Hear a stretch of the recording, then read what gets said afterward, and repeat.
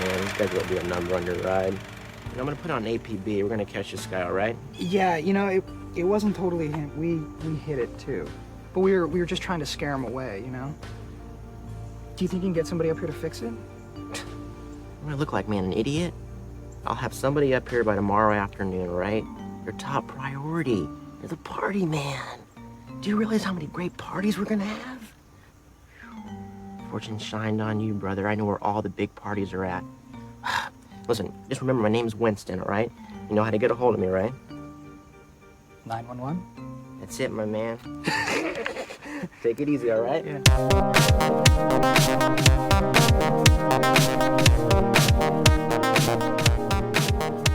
I got a question for you, man. Is the party better because Winston is there, or is he just seeking out the party? Because he calls other people the party man, and he's at the party. But is it a better party because he's there, or is he leeching on the party? No, he's a party leecher. He's a leecher? He's looking for the party. And he thinks that every party is great. Even though underage drinking party? Because he hasn't been to many. So he's like, he's yearning for the party.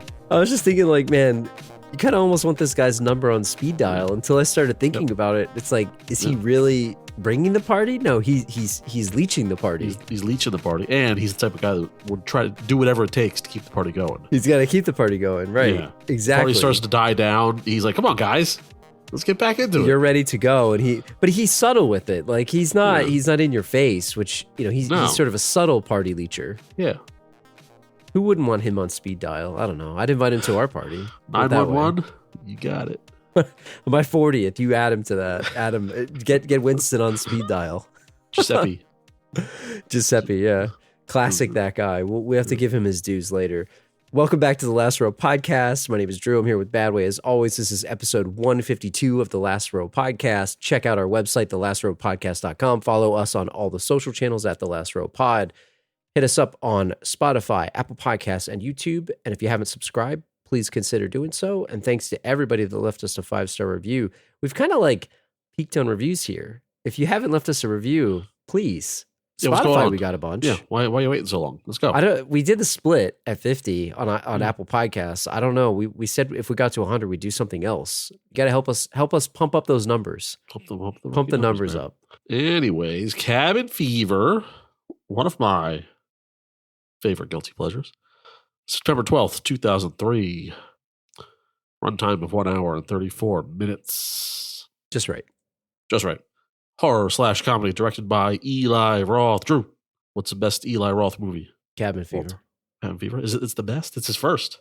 It's all downhill from there. No, I'm just kidding. I think this is a great movie. Hostel 2? Hostel is too much of a gore fest for me. Like this toes the line. Like Hostel 2, that last scene, if you know what I'm talking about. Yeah. That was like, I'm going to shock you to your core. Bit too much. I saw Thanksgiving this past Thanksgiving. I haven't seen that. It was surprisingly good. It's good old-fashioned slasher. I haven't seen that one. I've seen the figures for it. It's like the guy that looks like William Penn or something, right? Yeah, whoever the hell's name the is. Thanksgiving Killer. John Henry. I don't know, whoever the hell. John Henry.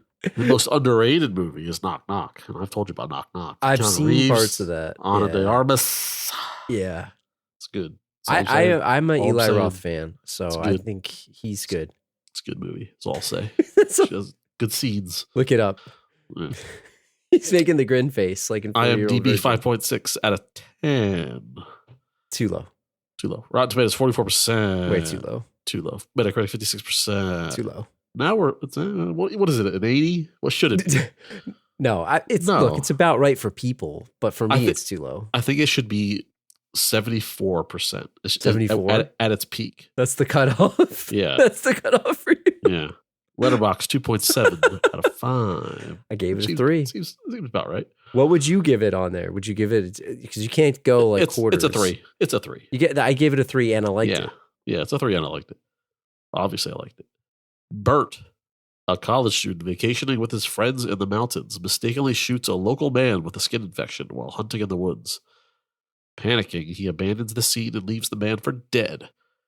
When the man stumbles into a reservoir, he infects the water supply, and soon one of Bert's friends becomes infected. The friends struggle to stop the contagious flesh-eating disease while on the run from a group of ornery backwoods locals out for revenge. Would it have been more offensive if it said yokels? Yokels? Rednecks? Locals? Is a yokel a derogatory term? I don't know. I feel like I need to look this up because I might need to bleep that out. Yeah. Do yokels listen to podcasts? Okay, yeah, it's a very derogatory term for unsophisticated country people. Okay. Sorry. It's in the dictionary. Maybe that's bad. I don't know. Who reads a dictionary? I don't know. They're not listening to this. Yeah. But no, I think I have a lot of questions about the disease and how it actually spreads, but I don't feel like this makes it about Bert. And I feel like it also makes it about...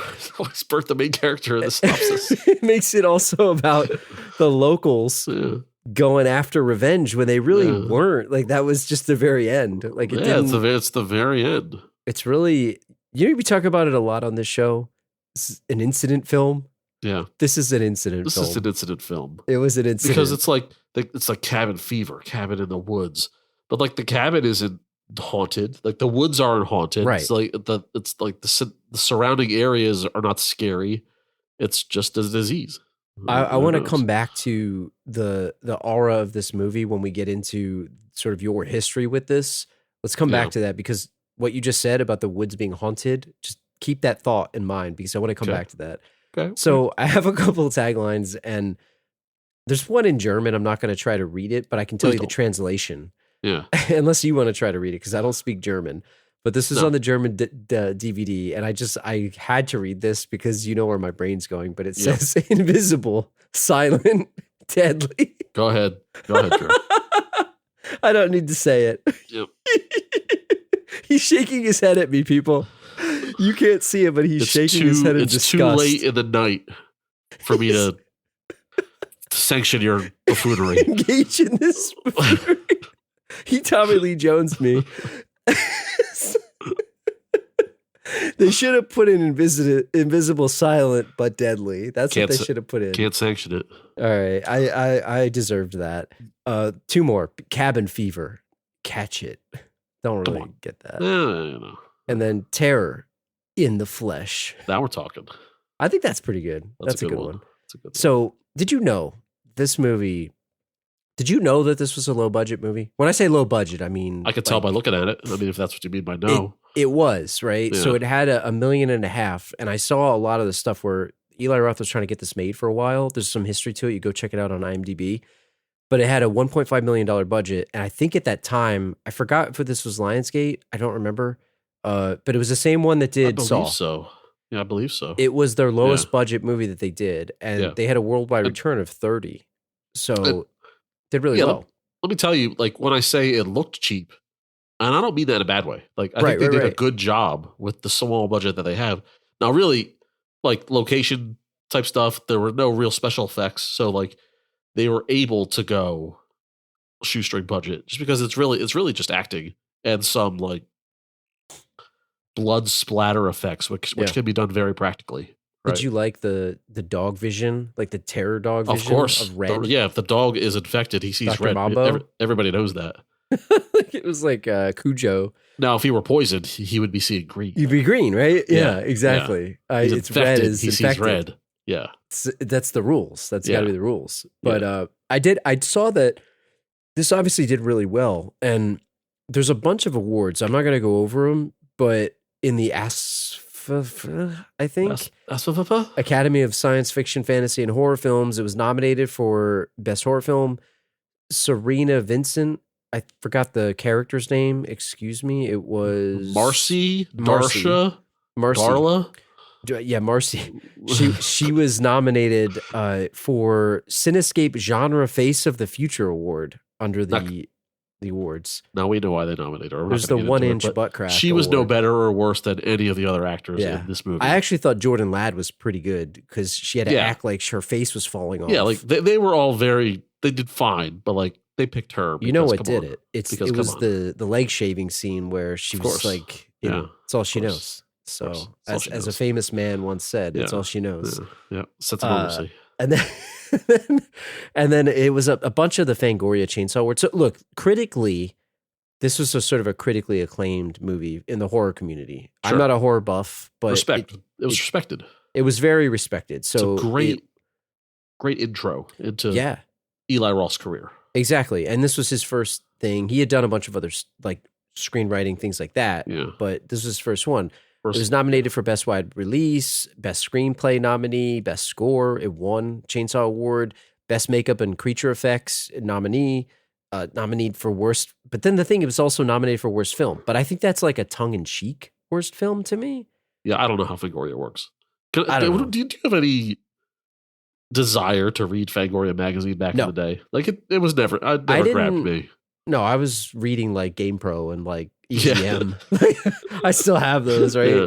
I didn't I'm not a horror guy though, so like I never was. I've said this and I'm on record of the podcast saying this for, however 152 episodes now. Like I watch horror movies when you and our friend Julio, friend of the podcast, would watch them. Even this movie, I think I watched it because we rented it one day when we were just watching a movie. Like I didn't seek these out, but I was glad that I watched them with you. And this is another one that I might not have watched had you guys not introduced me to it. And I really like this movie. It's a fun movie. Yeah, I turned into a horror fan later in life, like after high school and all that, really. But I always looked at Fangoria as like kind of like a trash magazine, right? And I don't know if I don't feel bad bashing them. I don't know if they exist anymore. I don't know if they exist.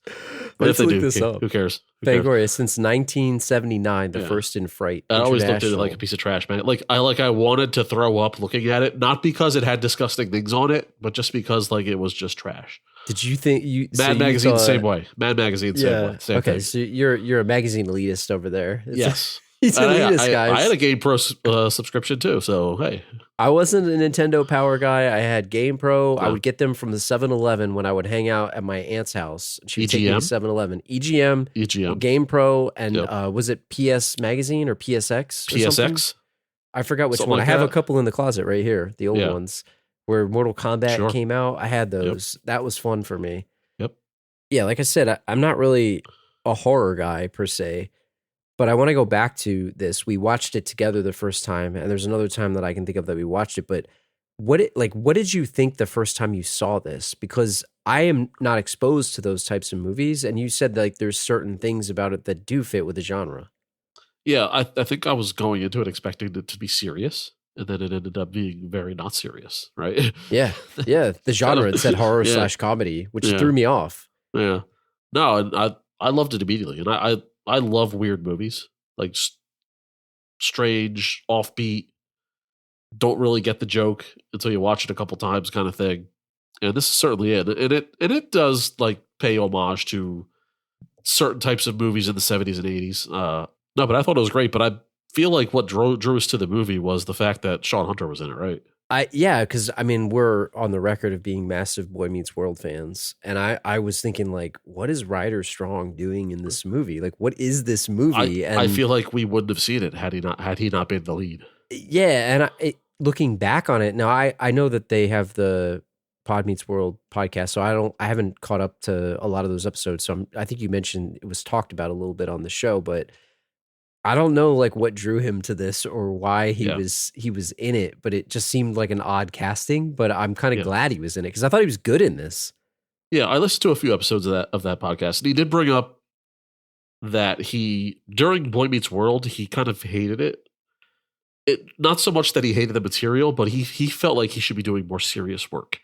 And he admits how pretentious that sounds now. And how ridiculous that sounds, and he was being ridiculous as a kid, as a teenager. Yeah. So I think like he probably wanted to do the polar opposite of an ABC sitcom. Yeah. So when Boy Meets World ended, and they were probably filmed this a year or two after Boy Meets World ended. So there you go. He's like, let me get into this horror movie, right? What is this movie?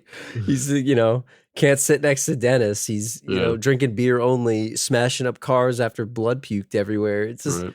It's an odd one. I think the other thing is I think we saw this with our friend Julio, like we talked about, and we watched it, and I think we rented it from Blockbuster or something, right? Definitely. And then I remember then you and I, when we had the apartment together, we were living together, my fiance or girlfriend at the time, now wife, is famously like she's on the record of she doesn't really like horror movies. Like she doesn't like violent movies. Like that's a thing. She doesn't like peril. Yeah, peril. I would say peril is Yeah. she's averse. She's peril averse. Yeah. And she doesn't really want to watch that kind of stuff. Like even Game of Thrones, like when we watched Game of Thrones together, she liked the show and she thought the story was good, but there were a lot of times where she just wouldn't look at the screen. Too much violence. And it was too much, right? And looking back on this, she watched this movie with us. And this is like the exact opposite of what she would ever watch. I think she wanted to prove how much she loved you. I think that's what she was doing. But it's a very traumatic movie that I don't think she would have the, patience to sit through these days because it's just not, she's not into it, which I don't blame her. So I did want to touch on this though for a second. The remake. I think we mentioned this on a previous episode. Have you ever seen the remake? 2002 is this one, or 2002 to 3, and then I think they made it in 16 or something? Yeah, I haven't seen it, but it's apparently one of those shot by shot remakes, which is absurd to me. I don't know why. Yeah. But did you know those happen? It is shot by shot, but it's like I saw this. It's horizontally inverse. So things that are on the right side are now on the left side in the movie, and vice versa. So they like mirrored the movie. So are Psycho fans supposed to like pick up on that? I guess. And I don't know. So Dennis is on the left instead of the right. Exactly. on the bench. It's just really odd to me. And I don't know, there's some other stuff that go into it, but I just thought that was weird. And they used the original script. I think they made some changes, but it just seemed weird. You know what? I would dabble. Like I wouldn't pay for it, but if it were on, like I would check it out. I guess I'm a little curious now that I think about it. Let's talk about the crew here. Let's talk about some of these. Are they kids? How old are they? I think they're 19 or 20. Or college?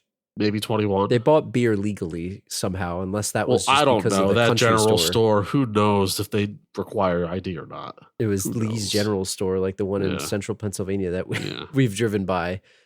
I was wondering how old they are, and I wanted to ask you, did you feel that their behavior was appropriate rolling up into a small town type store and how they acted? Well, yeah, I feel like all college students are inherently jerks, right? Did we do that? I don't know. No, well, we would be respectful to their faces, but we probably would have made fun of them to their backs, right? Would we? Honestly, to be honest, I think all teenagers have a sense of superiority. The term yokel, for example, gets thrown around, like we say, right? I feel like there's a sense of entitlement and a betterment. Well, that's not even remotely earned, right? Right. But it happens. Right. But it happens. I feel like there's like I'm better than you. I know everything. I'm the king of the world type of attitude that a college freshman or sophomore might have to an outsider, to a in their mind simple country folk. Like these guys just live out here having their general store. But in reality, the college kids have no idea what life is, right? But I don't disagree. I feel like Jeff was clearly the ringleader of being just like entitled and kind of a jerk. Like he seemed inherently like a jerk. Bert just seemed kind of like a bro, like sort douche, of doofusy. Yeah. But Jeff was the asshole and Bert was the douche. Yeah. And Marcy was Jeff's girlfriend, so she sort of was the princess. Yeah, she was like the princess trope, right? Yeah, like if we're talking about tropes and horror movie tropes. And then Paul just seemed like a nice guy, right? Ryder Strong or Sean Hunter and Karen. They were both similar. They were kind of like they're from the same town. They're kind of like the neutral people. They were nice people. I don't know. Like the one thing I just felt like Jeff and this guy. I don't know. You talk about memes. Like there's memes out there, and then there's like sort of inside jokes. This guy was like this inside joke in our friend group for whatever reason, because he was in that other movie called Grind, right? Is that what it is? Yeah, and Grind. His character name was Sweet Lou. I'm pretty sure that we went to the theater mid-roll when that movie was on. We sat in for like 20 minutes and we left. Yeah. And his line was, "Want to make out." That was it. He was kind of like channeling his inner Matthew McConaughey. Yeah. Yeah, at all time in our eyes, that guy, but really he came and went from everyone's lives, and no one really knows about him. Sweet Lou. But he Sweet did Lou. really well. He did really well in this role. Here. I thought he was great in this. Yeah. Did you see the thing about his eyes? So they said during the filming of this movie, he was rushed to the hospital Oh my god. 4 separate times for eye injuries, and it disrupted the filming schedule. Like, is he blind now? 4 separate eye Poor guy. injuries. You know what? You know what's funny? You mentioned that, and I just know I've seen this movie maybe 5 times, maybe 6 times, somewhere in that range. Mm-hmm. Just watching it back before we recorded this, I did notice that in the scene where they're trying to get the infected guy out of his truck, right? Yeah, the Bronco. They're smashing the truck up, and he smashes the window, and he shouts, I got my eye. Now, we know he's not infected because, spoiler alert, he makes it through to the end of the movie. He made it. So I wonder if he actually in real life got glass in his eye from smashing the window, and they just left it in. That they left certainly it in, could be left in it. him screaming, my eye. And was he wearing sunglasses at one point too? Or am I thinking about Sweet Lou? I'm trying to remember. He was wearing sunglasses a few times. So I wonder if that was also because of the eye injury. Could be. It's, man, you talk about like a low budget horror film. This guy's like getting eye injuries. It's Yeah. crazy to me. So maybe they did. Maybe there wasn't the safety protocol for it, which is weird. But like talking about all these characters, like the main crew, it's like they're all supposed to be flawed because as they start dying, you're not supposed to feel too bad for them. That's like the thing in all horror movies. When the crew starts getting picked off one by the killer or disease or whatever it may be, they're supposed to be flawed. They're supposed to be kind of dickish. So Yeah. What I think about like right on. Cabin in the Woods? There was like, obviously that's meta commentary on these types of movies, but there wasn't like the traditional trope of like Karen wasn't really like the virgin character, right? She didn't survive that. And I mean, she wasn't, right? Because she talked about hooking up with guys or whatever, but that wasn't really there. Maybe that was Ryder Strong, but it kind of turned some of those tropes on its head, which I did like about it. Yeah, none of them survived, but really nobody did. And really the world was screwed by the end of it because the water supply is going all out of state, right? Right. Well, yeah, but Ryder did make it. And I guess he was most virginally, but no. He had sex in the movie. Yeah, he did. So he's done for. Yeah, he did. He was. I don't know. Did anybody really stand out to you? Was there somebody that you really just hated, or was it kind of like you said, they're all flawed? I hated Bert more than I hated Sweet Lou or Jeff, I should say, because his character was so broy and so in your face. I kind of liked him. I don't know. He was I felt like he seemed kind of like a douche, but he also seemed somewhat lovable. Like I liked his raspy voice. I gotta get help, man. We gotta get help. We gotta get a doctor, man. Like he seemed very intent on trying to find a doctor for Karen, unless he was just sick himself. Before we move on, I gotta say how jarringly 2003 this movie is. Yes. Especially in terms of the wardrobe. Did you see that both Bert and Paul had the zip short / pant khakis? Where you zip them off? Where you zip them off and they become shorts. And then you have these little things. Yeah, I did have one pair. Yeah. But you wind up losing the little you lose the pant part, and then all of a sudden you have shorts, which is fine. I had those. Yep. It's like, man. You think you'd never see this again. And when there they are. This might be the only movie in the world where a character is wearing those things. And 2 of them are wearing them. Do you think that'll come back? No, not a chance in hell. It's a smart idea, though. And then Sean Hunter, Ryder Strong, whatever the hell his name is, Paul, is wearing just a standard blue sweatshirt with corduroy khakis. Yeah. It's like, that is so 2003. Like, this is what I was wearing in high school, Drew. This is what we were wearing. What Sweet Lou was wearing when they first rolled up, the sweater with like a stripe going down the arm. The vertical stripe. That is so 2002, 2003. You know, couldn't be more. Who else stood out to me? The guys at the underage drinking party. The dude with like the spiked skater hair. He looked like he was in a Blink-182 video. Yep. Like he looked straight out of that. It was funny. Serena Vincent, when she's looking to get help, she's wearing the jeans where it's like it's stained darker in like the bikini area. Yes. And like the pants are super light. The opposite of the pea stain jeans. Yeah, that is like quintessential 2003 girls' jeans. It really was. And they were super low cut. It was very much like, I think that's a good call by you to bring that up. Because I mean, even when you said it earlier, like it was low budget, the opening credits took like 3 minutes of runtime, and it was like sort of kind of in my opinion, not the greatest effects of the opening credits. No. Like it was kind of distracting, and I felt like 2002 to me, 2002, 2003. These movies definitely have a feel to them, and especially this is genre. Let's talk about the cabin though. The cabin didn't really look dated, but how would you rate this place if you went to VRBO or Airbnb? Would you? How much do you think this place costs? Like what is staying at this place? I think it's great, but I also like there's not much to it. But I'm a simple man, right? So I wouldn't pay more than $300 a night for something like this. I mean, it seemed like they had what are the amenities? There was no hot tub. They had tea.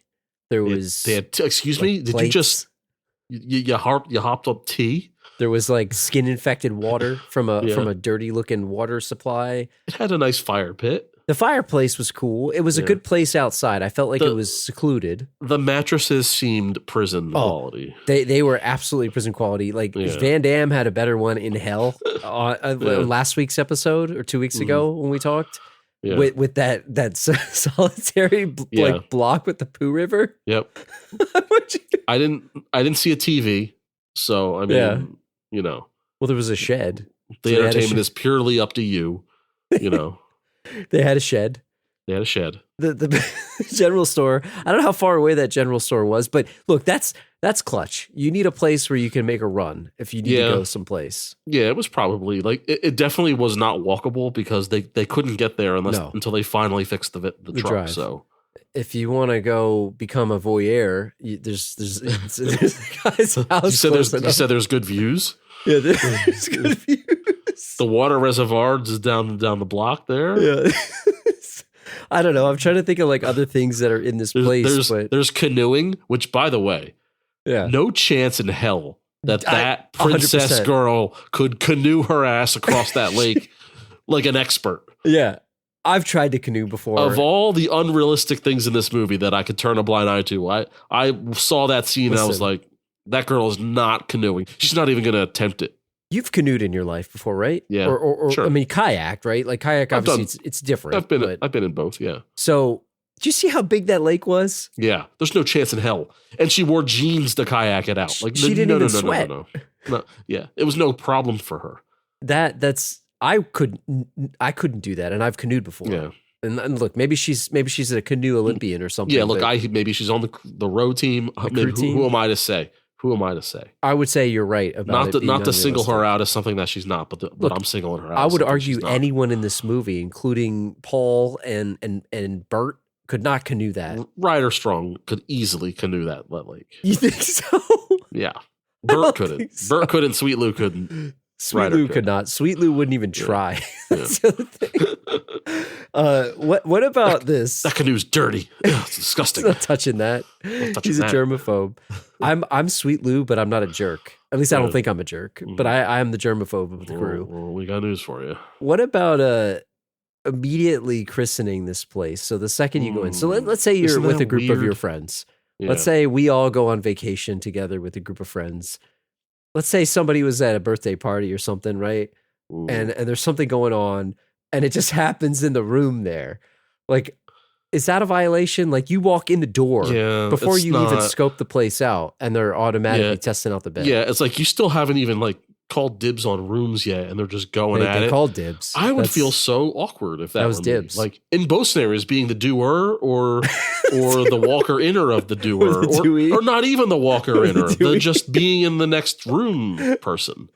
Like, I'm not saying don't do that stuff. I'm just saying, can you wait until like just wait a couple minutes when everyone's like assuming that like we're all going to bed, quote unquote, and whatever happens. It's kind of like, I mean, this is going to oversimplify this, but it's kind of like if I said, hold on, I'm going to go grab a drink of water. Like you're watching, you know what I'm doing. You know that I'm going to grab the drink of water. Then look, I'm not saying you can't do it. Just saying, don't make it so obvious. It's like we just walked in the place. Now, if you remember, I'm sure you remember, back when we were in college. Oh, man. We went out for someone's 21st birthday, and we all had a great time. You know, we went out to the bars. It was great. We get back to their apartment, and the birthday similar situation. The birthday person grabs someone familiar and just has their way with them in the next room, while all of us are just sitting out here waiting to cut her birthday cake. If I could recall correctly, And- somebody walked to the door and Yeah. lightly knocked Yeah. and said, "Excuse me." Like, Excuse me. We're ready for cake now. in like the most innocent. Yeah. We're all sitting here in silence because, like, we all know what ridiculous thing is going on in the next room. And we're all like, what? Why are they making this so awkward? But you know what? Good for them. Excuse me. I'd like to have the Excuse me. cake. We're ready for cake now. I'd like the cake. It was like spoken like Garth Algar, Yeah. too. Yep. I like to play. Was that a violation, asking for the cake in that moment? Yeah. I'm, well, what's more violation? Interrupting someone's sexy time? If it's your birthday, you're or allowed. cutting into a person's a birthday haver's cake. Oh, so you're saying, is it better to ask, even though But they're you the know, ones abandoning their birthday cake in order to get busy. But it's your birthday. You're allowed to do whatever you want. It's feel. true. But It's if your you go birthday. ahead and abandon the cake, then it should be free for us to consume. Well, that's true too. Well, Yeah. I guess it depends on how long you're gone. Now, if you're gone for more than 20 minutes, now the second we get back, I mean, that should have been like, that was like a 5-minute I top don't know. scenario going on there. I feel, I don't depending know. on the number of drinks, maybe things don't work as I don't properly as know. they should. Could turn into a longer affair. All I know is, She could pass out, and Yeah, then all of true. a sudden, let's like, good night. yeah. I'll say this. I think you have to ask. You can't cut into it unless it's like an hour. The hour is the time limit because it's not like the cake's going bad. the Right? balls on our friend to knock on the door and ask. Excuse me. I wasn't going to do it. But were you happy certainly he were. asked? You certainly weren't going to do it. See, I'm not a cake guy, so I don't really care about cake. I didn't care about the cake. I'm happy he asked for the story. Yeah. He made it happen. Otherwise, it wouldn't be that much of a tale to tell. The cake part made it a tale. It's a great story. It's a Yeah. great story. And it's a good memory. Looking back on that, it was a fun time. So what about I letting think a few people listening might know exactly what we're If they talking do. about, and that'd be great if they did. what about letting a stranger hang out with you? So Eli Roth cameo as Grim, this like surfer dude, sort of skater dude, I think. Skater dude. Yeah. He shows up and he wants to hang out with his dog, Dr. Mambo, which is just a great name. Dr. by the way. Mambo. I think you should name your dog Dr. Mambo. Is he a doctor or a professor or something? Yeah, of being a dog. Like this is the thing with this movie. Like I didn't see it more than 5 times, to your point, but the lines in it were so quotable. Yeah. Like that in particular, everybody knows not to sit next to Dennis. Like obviously there's a remember this, remember that, but there are so many weird lines in this movie that you just are etched into your memory. But would you hang out with this dude, weed or no weed? Yeah. Okay. So I think in this scenario, I think you have to assess the personality, right? Is he a murderer? And upon not to put a Mac on here, but after an ocular pat down, I feel like you can tell that this guy is harmless and might even be a laugh to like, either you'll have a make good fun of time. him or he'll have some funny stories. Like he might be a character, in which I say invite him over. Sure, let's go. And I'm not a stranger guy. I don't like to talk to people I don't know. That's typically me. You're a better talker. You can talk to anybody. I'm not so much. These but days, I don't know. I would invite Grim into the fire pit circle. he But was he passed your test? I wouldn't invite anyone. I'd have to like assess the situation very quickly, Right. and see if this person is worthy. Well, you're not going to be inviting the guy that's bleeding and asking for No. the doctor to True. hang out and smoke some Yes. weed and have Mhm. some drinks, right? Yeah. And so do you also think that it was a violation for them to use him for his weed? Or was it a mutual, No, he knew. like he knew? That's why he He pulled it knew, out. and you have to be self-aware that if you're rolling up to a friend group, that you are the outsider. You got and something to bring offer. you have to bring something to the table. Because Yes. you're offering. Yes, yeah. It's like sacrifice. That was an absurd amount of weed, by the way, in the bag. Yeah. That almost for 2003. That may have been a felonious amount of. Oh, weed. absolutely. It looked like a freaking, what do they call it? Like in Narcos, it's like a key. It's Yeah. like a Yeah. freaking brick. Yeah. It was a brick of weed. It was crazy. So I thought that was funny. And it just was cool to see like a little bit of a cameo. But let's talk about the sick guy in the woods. Because Henry? obviously that's going on. They're hanging out and Bert's out shooting rabbits or whatever the hell he's doing. Or whatever, squirrels or something. I don't even remember. Either or. And he comes across this like really sick dude. And they showed it briefly in the beginning, which I think he got it from his dog or something. Look, we never know where the origin of the disease is. It doesn't really matter. It's not like we're playing Resident Evil here. But it's like a weird thing where he sees this guy in the woods. Now put your Good Samaritan hat on here. What are you going to do if you see a guy like this? It didn't look like he had a cold. Like it looked like he had Ebola. I'm like Bert, man. I'm not going to let him anywhere near me. Yeah. He's lucky he has a gun with him. If I didn't have a weapon on me and this guy was like, "Oh, help me," and he keeps stepping closer, I would likely run away. Like turn tail and just run. Could you outrun him? I mean, I guess you could. It's not like 28 days later. He's not getting faster with the illness. The sicker he gets, the faster he is. Yeah. Like you got to run away. You can't let the guy roll up on you and cough on you and whatever, right? I mean, I think Bert did the right thing. He shot him by accident because he thought he was like an animal. So the shooting originally, not the warning shot, like the original shot. He must have grazed him. I don't think he shot him in anywhere that was like vital. What'd you think about the scenario of him not telling his friends about what he saw? Oh yeah, because they already think he's a a reckless goof. So you can't let it slip that you shot a guy. They're going to take his gun away. But shouldn't he have said it? Like, he didn't need to say, "Hey, I shot somebody," but should he have said, "Hey, there was this creepy dude in the woods that was sick." Yeah, like, sure. Maybe keep an eye out. Mm-hmm. Yeah, because then they're out hanging out, having beers and whatever. And I would have told them. I would have told them right away. I would have left out the part about the shooting the guy thing. It's like, as long as the guy's okay, he's clearly fine from the bullet. He's more injured from the sickness. He has more sickness. Yeah. So I don't know. I want to talk about the concept of murdering this dude because the concept of murdering. Like, did they actually murder him? They burned him. But did he die from that? Yeah, of course he did. The skeleton in the reservoir clearly looked like a burnt face skeleton. Melted. Yeah, life wasted. Although the girl's face was also like eaten away. Yeah, melted off. Yeah, right. But like, no, this guy was clearly burnt. It was a charred skeleton in the reservoir. It was pretty bad. Yeah. But like, wasn't he? And I think Sean Hunter says it when he's trying to talk to Jordan Ladd later. It's okay. He was going to die anyway. Did they put him out of his misery? Like, or like he was dying of a flesh-eating virus. Now, maybe that's the question. Would you rather be burned alive or die of your blood just like exiting your body? I don't know which one's a worse death. I'd probably die of flesh-eating virus over burn to death, although burn to death is quicker. At a certain point, when do you not feel anymore if it's a flesh-eating virus? Yeah, it's true because your nerves are all just like dead. It's like at what point is it like, I mean, he clearly jumped into the reservoir to put out the fire. So it's a tough one. I'm going to go flesh-eating virus over burn. Although I don't know if that's the right answer, but that's what I'm going with. What about this? He made it all the way to the reservoir. Now, you've seen guys on fire in movies. Like, how could he walk all that way? Because it wasn't like just around the corner. It was a bit further away. Do you believe that he'd have been able to make it that far completely on fire?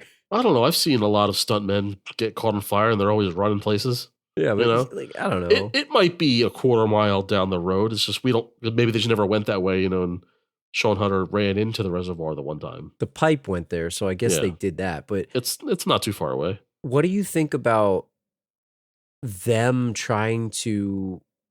I don't say cover it up because they didn't have a phone.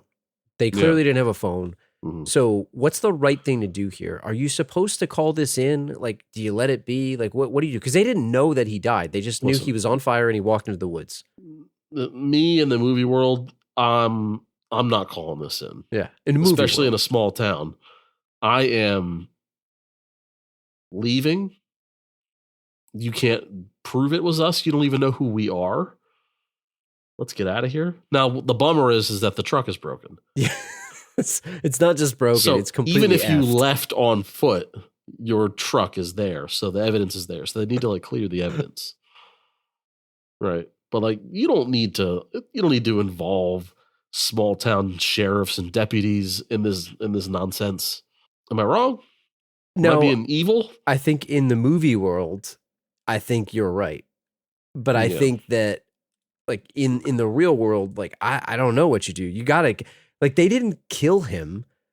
they didn't actually kill him. Like, I mean, I guess they did. If you want to say that the fire killed him, then I guess they did kill him. But they didn't do it like on purpose. He was attacking them. And as self-defense. Sean Hunter said to Winston, he was coming at us. We had to hit him. We had to hit him. No, it was self-defense. But even if it was self-defense, if you don't report it and you leave, then it's a crime, right? That's true.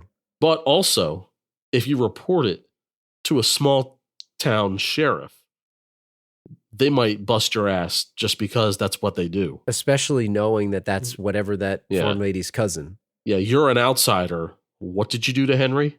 Yeah. You're going to jail, pal. Well, I think about my cousin Vinny, right? It's like driving through the town, the tire marks. They're looking for someone to blame for the murder. Bust your ass. Bust your ass. And I want to bring this up now before I forget, but he puked all over that car.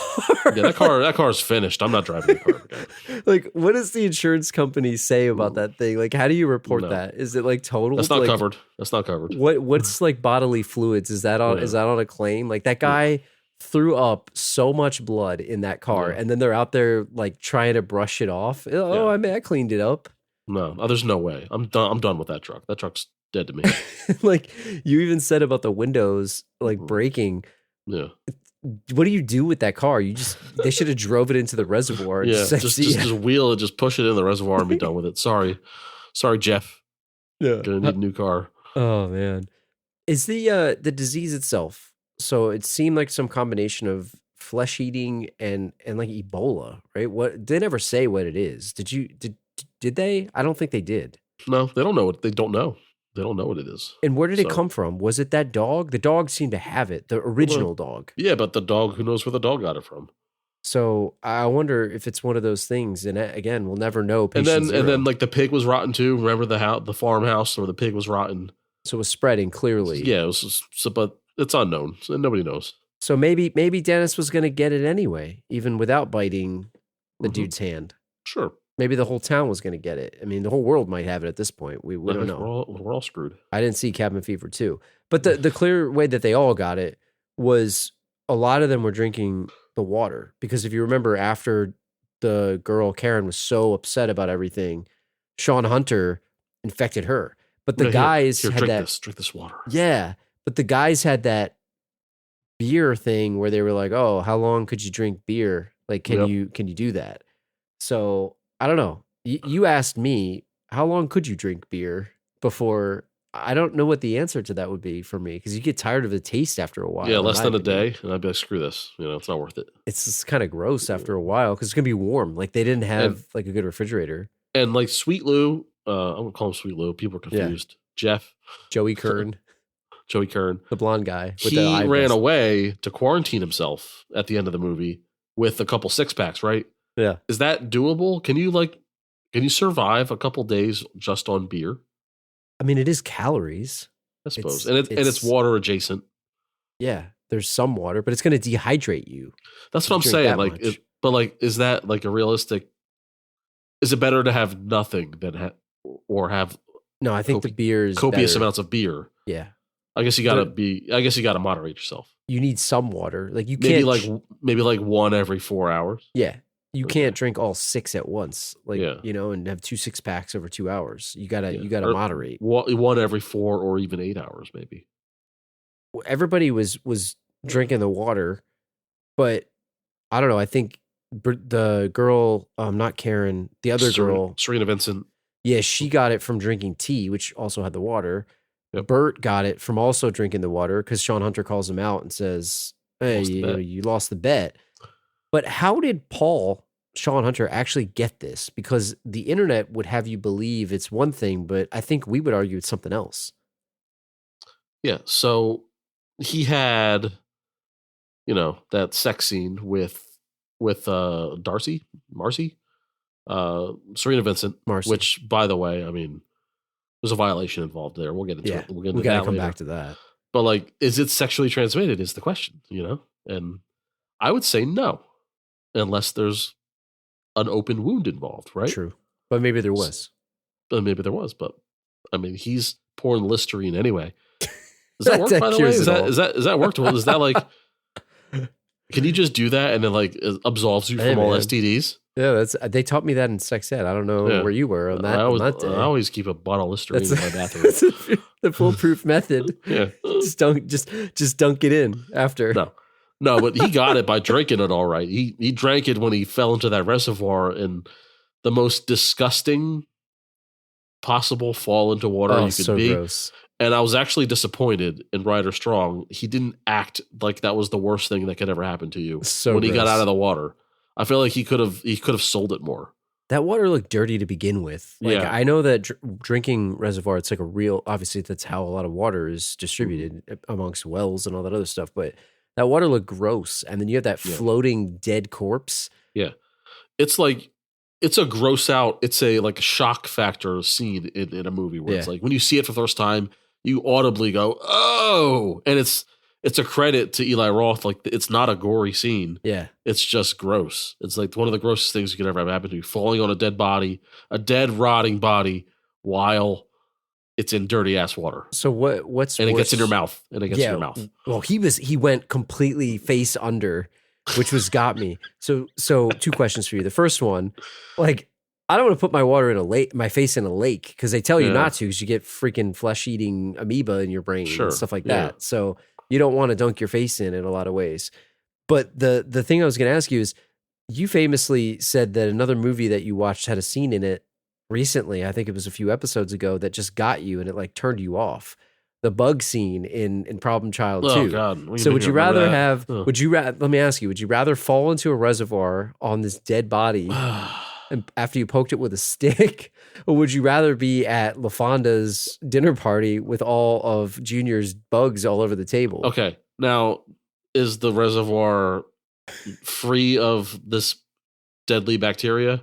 Is it just a dead body? No, or is it it's a dead the body one from with this the movie. flesh-eating virus? Then I have to go bugs.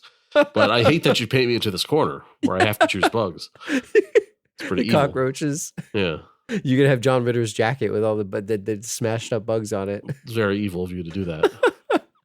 The other thing I was thinking too was like, the last thing you probably want to do is poke a dead body because don't they say like they get all bloated and stuff? It's in Yeah. water, so on top of that, it's like Mhm. the whales explode. Like you don't want to Yeah. poke that. I, You climb I, on that like rickety wooden ladder. I don't know what his intentions were. Maybe he just wanted to verify like that it was the guy that they killed. Maybe that's what it was. Check the jacket, man. He You wanted to can tell. make sure that it was them, that it was him, which I guess would make him feel better if it wasn't. But come on, it was clearly him. It's a conscience thing, I guess. Yeah. What about the idea? Now we just went through a pandemic, so obviously this is a little bit of a different virus here, or whatever the hell it Yeah. is, an illness. But like, put yourself in the scenario. Are you going to be a Sean Hunter? Are you going to be a Sweet Lou? Like, how are you acting if everybody around you is getting sick? Yeah, I mean that lends great into the question of like, did they do the right thing by quarantining the girl, right? Yeah, By quarantining Jordan Ladd. in the shed. I thought immediately, why don't they just let her stay in the bedroom Yeah, and just lock the door? Like barricade the door. They don't have to like remove her from the house. Just let her stay in the bedroom by herself. maybe they thought it was airborne, I guess, or something. I don't know, man. But like to put her in that shed was kind of inhumane. It was cruel. but it was I cruel. also kind of get it. Yeah. Well, they But- didn't know her. Well, yeah. 4 of them didn't know her. 3 of them didn't know her. But also, they put her in the shed and then they lied to her face and said, "We're going to be out here all night protecting you with a gun." They immediately went inside. And then- Immediately. yeah. Before she could even tell. And they gave her the crappiest mattress of all. Yeah. They could, but like- I think it was her mattress It was because it a had blood pad. on it. I think they were prison mattresses, really. This was so bad. And she's in the shed like a dog. It was, and Yeah. they even chained the door shut. Yep.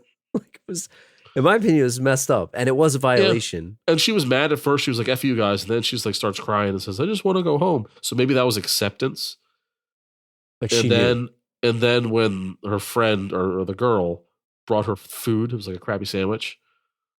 She was full blown, like she was almost like, Smoking. sinister. Yeah.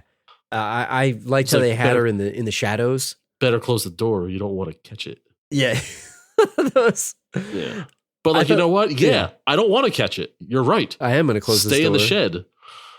Well, it was weird though, because it's like, I get her point of view. It's like, look, you put me out in the shed. Don't pretend to care.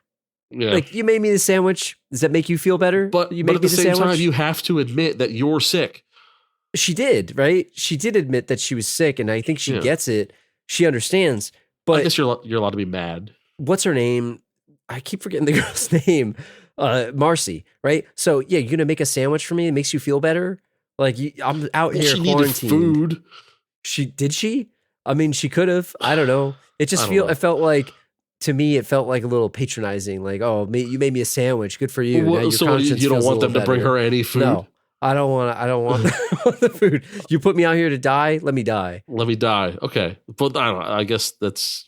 It was I a don't know, thing man. to make Marcy feel better. Like, I'm going to pretend that I care. Like, you know, let her be. Don't play prison guard. It's to me. it's half in. Yeah. You either go all in or you go all out. I don't know. Don't half-ass it to me. She still needs food and water, even though the water is contaminated. Yeah, that's. I think you gotta respect the fact that you're deathly sick, and maybe I don't want to infect someone else. She accepted it. I think, you know. That was kind of that was kind of like the main takeaway from this previous pandemic is like, you know, some people cared to not get others sick, and some people were just happy that they themselves were not sick. That's true. You know? That's true. So. And this was kind of that. But I would agree with you in that she did accept it, but they also didn't really know how it was spreading. I mean, you got to assume that they're giving it to each other. Yeah. But I agree with that. You got to worry about airborne, but it seemed like direct contact. I mean, I'll say this, like, grabbing the blood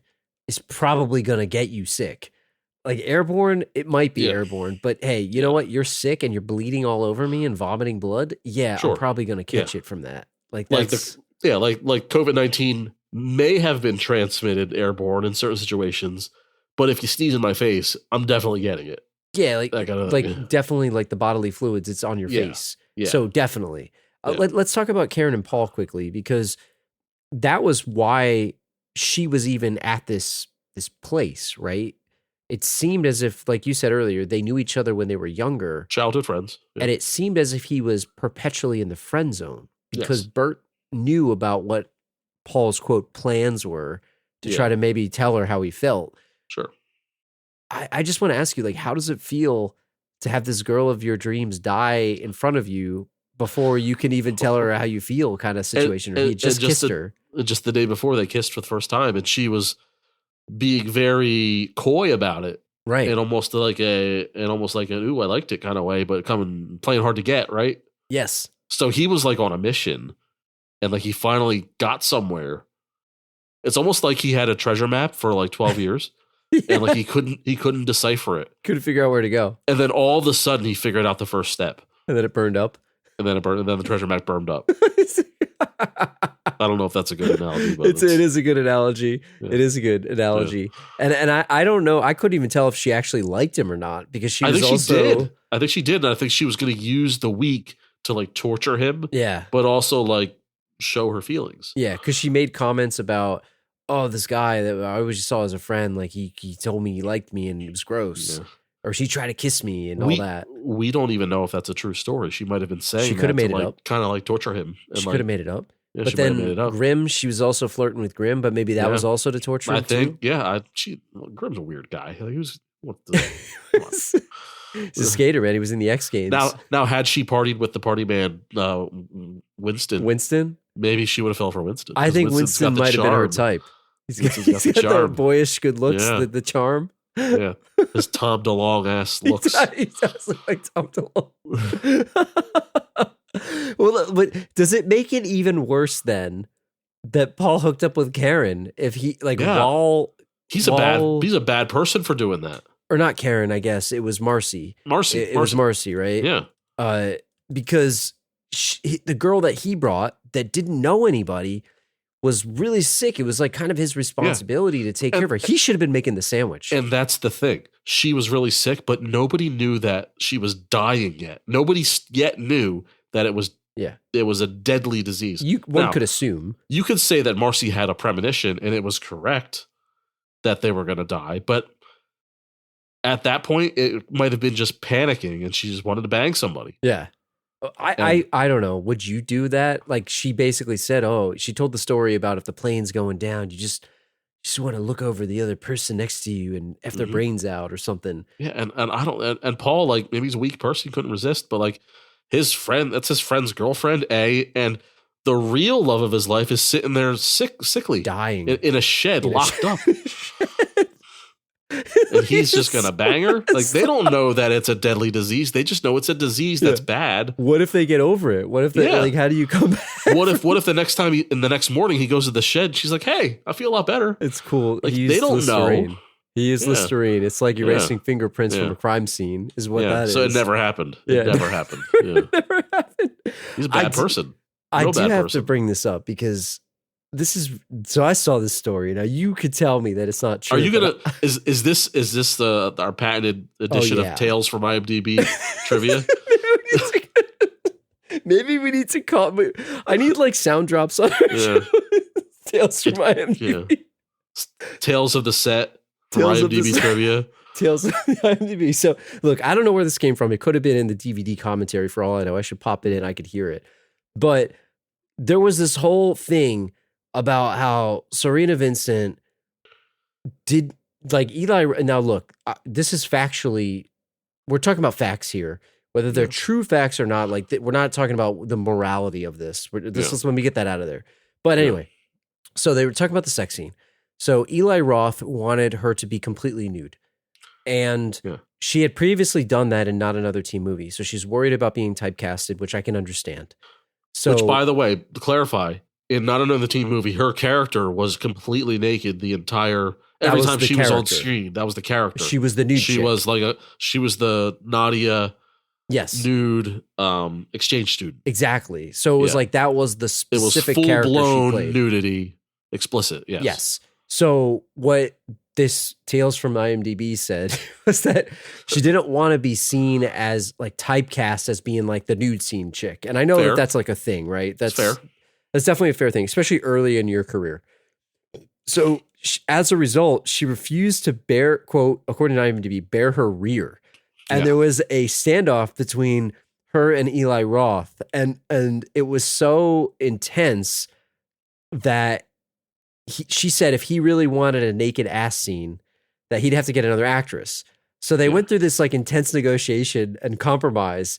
Yeah. And this is like the thing that got me. So it said that Vincent would show, I'm quoting this, so I'm not making this up, 1 inch of her ass on film, no more and no less. No less. So when the scene was set to be filmed, Eli Roth brought a ruler and literally measured 1 inch of her butt crack, apparently. And then hold on. So then it said bed sheets were then taped to Vincent's ass at the designated level before the scene was shot. For her benefit, surely. I don't believe this for a second. Now, if it's true, she negotiated that inch. Is it a dick move of him to bust a ruler out? Maybe so. Well, maybe he wanted to make sure that they didn't go above an inch. No more, no less. No less. But no more, but also no less. No, I didn't know this when we watched this. So like, I feel like I need to go back and like just see this just for the sake of this. See the crack? Because you're not looking for the crack. I wasn't looking at the measurement. Which is silly because she shows her bare chest. She did multiple times. And the second time. She has 2 sex scenes in this movie with 2 different guys. And the other thing is, by the way, so there's the other part of this whole thing was that it said that she actually volunteered to go topless in a later scene that wasn't written as a topless scene because she was apparently wearing a robe, and when she lowered it, it was supposed to show, it was, remember when her back was messed up? The bathtub, yes. Yeah, so it said she didn't think the scenario was realistic, so she decided that she needed to do it topless. Yeah. And she wouldn't do, according to IMDb, right? She would go on to not do another nude scene until 2007, where she did a skinny dipping. That's just 4 years later. This is, I said this to you before, but this is her hamster style. Yeah, you know, I don't think I'm going to do hamster style anymore. That's her, calls for it. But it's her with nudity. It called and then for in 2007, she's like, you know what? I think I'm going to do the hamster style. Like, that's I nice. just think The idea of like 1 inch of quote butt crack. I'm not even making that up. That's what it said. Oh, sure. I mean, Like, official IMDb.com. I'm sorry for laughing in everybody's ear, but like I couldn't get over this, and I felt like it was such a ridiculous story.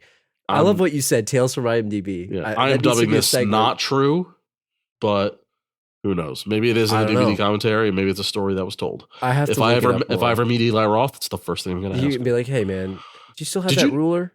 Did you negotiate Serena Vissen's butt crack? 1 inch of a butt crack? Like, I don't know. Look, we imagine them sitting across from each other on a table, just like, and Eli Roth is like 2 inches. And she's like half an inch. 1 inch and a quarter. 1 inch. Deal.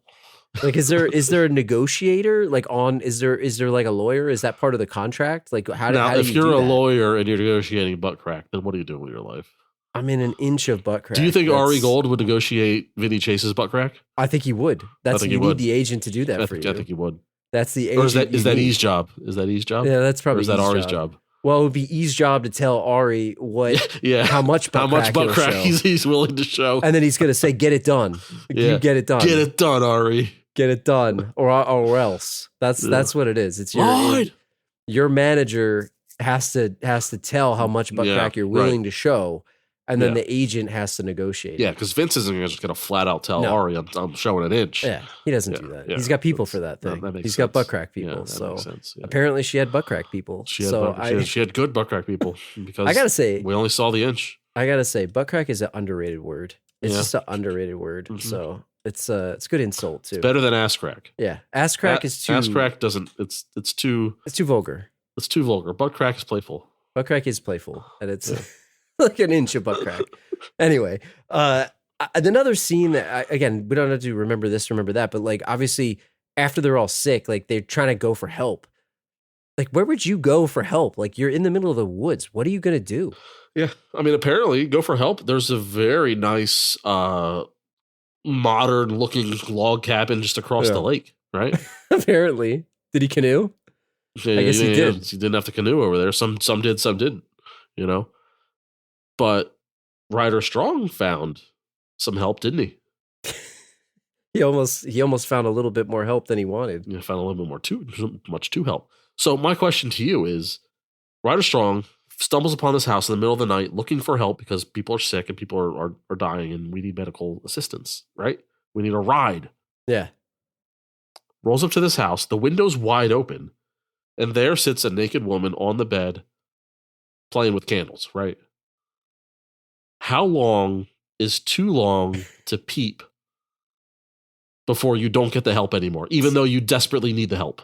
So you're saying, like, if I'm standing there and I just see this happening, like, at what point is it not an accident anymore? How long does an accidentally seeing a naked woman in the window turn into you peeping at the woman? Less than the length of putting out 3 candles. Yeah.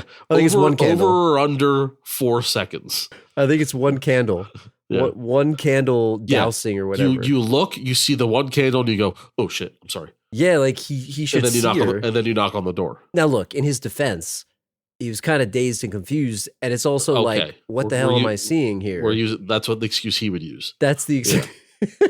and you're right. Like, is he still going to expect help from this guy? Like, hold on, no, I didn't. Like, and is it worse if he stayed and watched the couple? Or like, no. Would he have stayed? No, it's worse to. I propose that it's worse to watch the woman by herself than the couple, than to spy on the couple as a couple. Because it's like, I don't know, it's more fair. I don't know. It was a consensual act. Because like, just to watch the woman or man alone, it's like an invasion of privacy, right? But if they're together, it's like, whoa, what's going on here? I mean, I know it's their private residence, but I don't want to be Larry David here, but you did kind of leave the window open. You said it like him too. They're in the middle of nowhere. If ever there was a house that doesn't need curtains, it's in the middle of the woods in the middle of the night. They did kind of leave the window open. I mean, I don't know. Like, is that a violation? I mean, he stumbled across it. He wasn't standing there for 15 minutes. No, Like, it if was like he's- 5 seconds. It was a Yeah. few seconds. Now, look, the guy's within his rights to take the shotgun Sure, out get and off say, my "Get the hell property." off my property, But dude." it's like, that's what happens when you peep. You don't get help and your friends Yeah. die. Definitely, And you die. Definitely warranted that the guy pulled out the shotgun. Definitely warranted that he did not offer to help. Even if Yeah. he didn't peep, he still would have been Okay. within his right of, you're coming to my house in the middle of the night. Here's my question. Question number 2. How long is Sean allowed to stand there and try to explain himself before he is in serious danger of Gets getting shot? shot? Are you done? The or could second he, the like- dude cocks it, you're done. Yeah, but could he like take like 10 steps back and still say, "Hey, please, please," or is he still in danger of getting shot and he should probably leave? If he wasn't peeping on the guy's wife, yes. But because he got caught peeping on the wife, that erases any buffer time that Okay. he has of New explaining scenario. himself. His arm is broken, clearly, Okay. and he's bleeding out. He's injured. The guy with visibly. the shotgun sees this, but he also peeped before, the same scenario Okay. he peeped. Is the guy going to let him, like, with a broken arm bleed out and die? I think because that he guy peeped? is. Because I he think that peeped? guy is. Yeah. Would you? I think if you see the injury, Yeah. but again, it's like, what are you going to do with that? Like, what if he's contagious? What if you just tell, "Hey, come here," and then you just punch him, and then you call paramedics? Okay, yeah, I guess you could put him You can or punch him, butt the gun at him. Yeah, hit him for peeping, but still call 911. I think if it's a broken arm, I think you do that.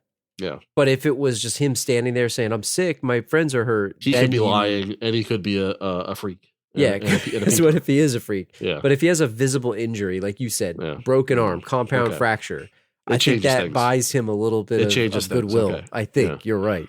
Yeah. So, but I will stand by the fact that they did have their curtains open, wide open. So, It's the middle I'm of not- nowhere.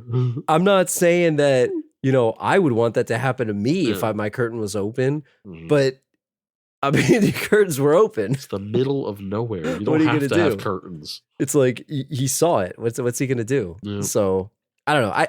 I don't even know how to talk about this. Like, we gotta just talk about the ending. We talked for like over an hour here. It's a great movie. You should watch it. But did Sean Hunter become this like cold-blooded murderer? And was that a result of the virus or the sickness?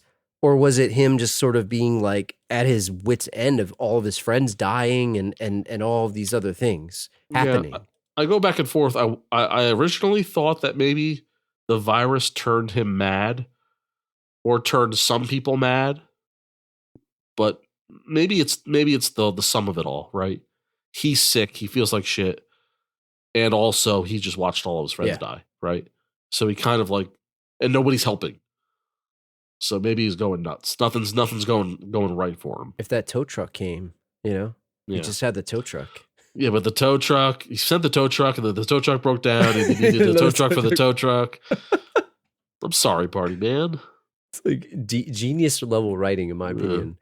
But I think you're right. Like, the other piece was, I thought this really stood out to me, and this is where I thought maybe he lost it completely. When Karen is dying, clearly, and her face is melting off and all that. Yeah. He goes into the shed and he sees her. He's got a gun with him, and he bashes her face in with a shovel. Yeah. This is the love of his life. Multiple times. He just hooked up with Marcy. Did that change his brain? Like, after hooking up with Marcy? Like, would you That's not your girlfriend anymore. It's wouldn't like you what they say. wouldn't you want to use the gun? Like, that's a more humane death, in my opinion. Sure. than One bashing with a shot, shovel. she doesn't feel it. Like, that poor girl, man. It's like you use the shovel on the deer on the side of the road. He shot Yes. the deer. He shot the deer with a shotgun. He killed the deer He more didn't shovel humanely the than his Yeah. girlfriend. Yeah. Did that bother you when the deer was like flailing its feet on the horn? It was like I pathetic. thought it was insult to injury. He's been through enough. Yeah, The like- truck could have just broken down. He didn't have to almost get killed by a stray deer. Also, He needed more blood on him. That's what it was it's about. like, come on, man.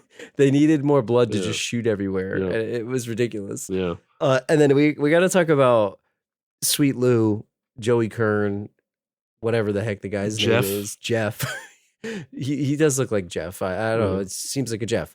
But I would say him sort of making it out alive, another classic line of like, yeah, you thought he felt bad for his yeah. friends. He's crying. You think he's crying because he They felt died. bad. They're all dead. And he made it. He effing made it. I effing made it. I thought that was just like a genius. It Yeah. perfectly describes this movie, and I think it just kind of talks about the writing. But I don't know. Is there any other people or things you want to talk about? No, I mean, I just think we have to touch before we go on that guy, all-time that guy performance by this whoever this guy is who played Deputy with Winston Olson, the cop, the party man cop. He's so good. It's such an out there character. I want more of him. I think he's in the second one too. Is he really? I don't know how much, but That's awesome. I would like to look into that. Even though I saw like a small, maybe 10-minute portion of 2, and I just couldn't. It was so bad. He was in Detroit Rock City, and I think the guy that played what's the doofus guy's name? I keep forgetting everybody. Bert.